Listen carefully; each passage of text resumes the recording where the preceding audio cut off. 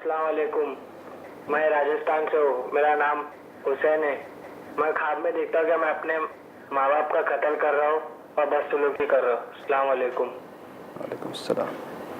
یہ ایک بھائی ہیں جو اپنے خواب میں یہ دیکھتے ہیں کہ وہ اپنے ماں باپ کا قتل کرتے ہیں اور ان کے ساتھ بدسلوکی کرتے ہیں، تو اس پر آپ کیا کہنا چاہیں؟ جیسا کہ میں نے تمہید میں بتایا تھا کہ خواب اچھے بھی ہوتے ہیں برے بھی ہوتے ہیں، لیکن بعض اوقات خواب دیکھنے والا جج نہیں کر پاتا کہ یہ اچھا خواب ہے یا برا خواب ہے، گھبرا کے اٹھتا ہے۔ میرے پاس بھی کئی لوگ آتے ہیں، شیخ صاحب ابھی جیسا بھائی نے سوال کیا، فیمس سا سوال کہ میں نے دیکھ لیا کہ اپنے سگی ماں کا میں قتل کر رہا ہوں۔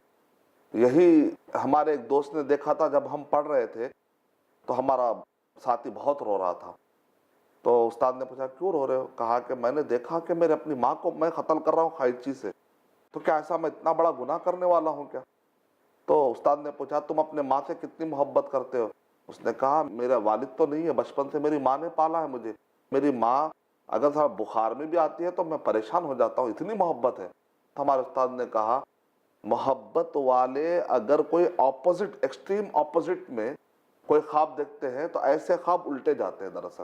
اس کا مطلب تم اپنے ماں کا خوب حق ادا کرو گے، ماشاءاللہ۔ یہ مطلب نکلتا ہے۔ قرآن مجید میں اللہ سبحانہ وتعالیٰ نے ارشاد فرمایا، اگر ہم پڑھتے ہیں سورہ حج کے اندر بھی بتایا گیا ہے، جو چیز اللہ سبحانہ وتعالیٰ کی طرف سے آتی ہے تو اس وحی میں بھی، وحی کا جو سلسلہ ہوتا ہے آسمان میں ویسے تو حفاظت کر دی گئی ہے، لیکن شیطان اور جنوں کی کوشش کیا ہوتی ہے، جو کچھ بھی آ رہا ہے اس میں سے لینے کی کوشش کرتے ہیں، یہاں تک کہ اس کو بدلنے کی کوشش کرتے ہیں۔ یہ الگ بات ہے کہ اللہ تعالیٰ محفوظ کرتے ہیں، تو یہ نبیوں کو بھی پریشان کرنے کی کوشش کرتے ہیں، یہ الگ بات ہے ناکام ہو جاتے ہیں، تو انسانوں کو چھوڑیں گے۔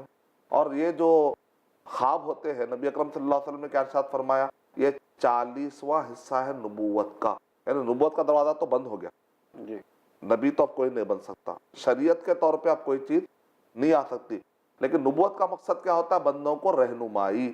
اس معنی میں یہاں پر بتایا جا رہا خواب سے کوئی شریعت عقیدہ ثابت نہیں ہوتا، اسلام سے ٹکرانے والے سارے خواب کی کوئی حقیقت نہیں ہے۔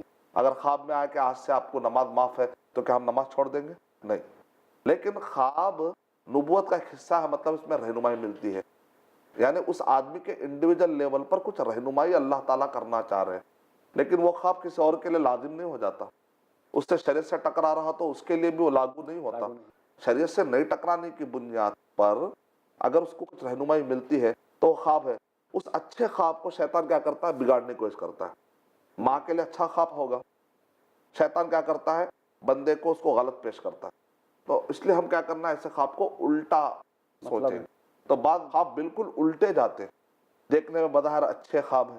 مثال کے طور پہ مجھے ایک مرتبہ ٹی وی پر جب میں جوابات دے رہا تھا تو ایک آدمی نے مجھ سے پوچھا کہ میں اور میرے پارٹنر مل کر بزنس کر رہے ہیں، پیسہ لگا رہے ہیں تاکہ قوم کو فائدہ ہو تو کچھ بتائیں گے، لیکن میں نے خواب میں دیکھا کہ مسجد ہم بنا رہے ہیں اور مسجد کا جو قبلے کی طرف جو دیوار ہے، اس دیوار کا جو محراب ہے، اس محراب میں کچھ سونے کے کنگن ہیں اور ہوا میں اڑ رہے ہیں، کیا مطلب ہے اس کا؟ تو میں نے اسی وقت پر، چونکہ مجھے صحیح بخاری کا واقعہ یاد تھا، نبی اکرم صلی اللہ علیہ وسلم نے صحیح بخاری میں کئی خوابوں کی تعبیر آپ نے دی ہے، ایگزیکٹ ایسا ہی خواب صحابہ کے زمانے میں کسی نے دیکھا تھا کہ مسجد کے قبلے کی طرف دیوار میں کچھ سونے کی چیزیں جو اڑ رہی ہیں، تو نبی اکرم صلی اللہ علیہ وسلم نے تعبیر میں، کہ صحیح بخاری کے اندر تعبیر میں بتایا گیا، یعنی وہ پارٹنر تم کو دھوکہ دینے والا ہے، دیکھنے میں تو سونا ہے، در مسجد ہے، لیکن بتایا کہا جا رہا تم اس پر بھروسہ کر رہے ہو جیسا کہ مسجد ہے، اس پہ تم بھروسہ کر رہے ہو گویا کہ سونا ہے،